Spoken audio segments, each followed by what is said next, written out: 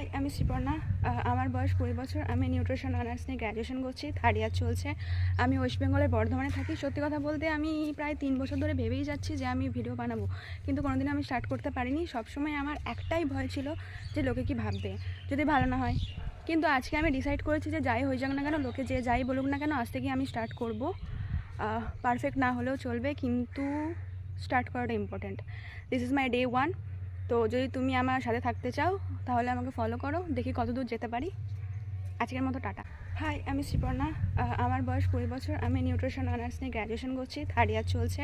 আমি ওয়েস্ট বেঙ্গলের বর্ধমানে থাকি। সত্যি কথা বলতে আমি প্রায় 3 বছর ধরে ভেবেই যাচ্ছি যে আমি ভিডিও বানাবো, কিন্তু কোনোদিন আমি স্টার্ট করতে পারিনি। সবসময় আমার একটাই ভয় ছিল যে লোকে কি ভাববে যদি ভালো না হয়।